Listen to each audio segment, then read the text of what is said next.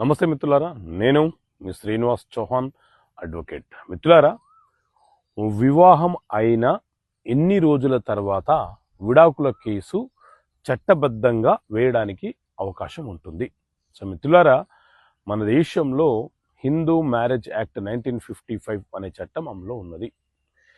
ఇందులోని సెక్షన్ 14 ఏం చెప్తుంది అనంటే, వివాహం అయిన ఏడాది తర్వాత మాత్రమే భార్య భర్తలు న్యాయస్థానంలో కేసు ఫైలు చేసుకోవాలి.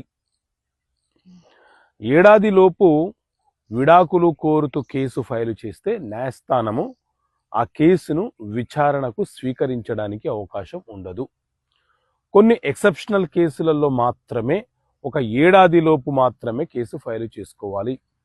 ఉదాహరణకు, మైనర్ అమ్మాయిని మైనర్ అని తెలియపరచకుండా వివాహము చేస్తే ఆ వివాహాన్ని రద్దుపరచమని చెప్పి ఏడాదిలోపు ఫైలు చేసుకోవచ్చు.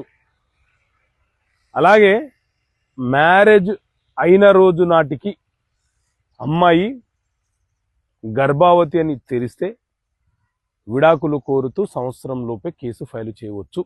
మీన్స్ నల్ అండ్ వైడ్ ఆ వివాహాన్ని రద్దుపరచమని అడగవచ్చు.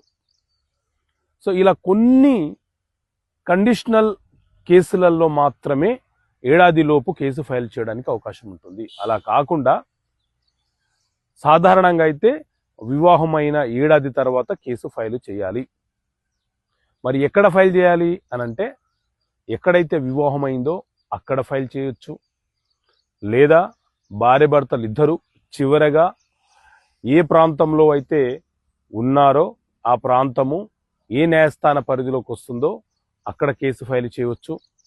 మీ పర్మనెంట్ రెసిడెన్స్ ఎక్కడైతే ఉంటుందో అక్కడ కూడా విడాకులు కోరుతూ న్యాయస్థానంలో కేసు ఫైల్ చేయడానికి అవకాశం ఉంటుంది. ఓకే మిత్రులారా, థ్యాంక్ యూ. జై హింద్.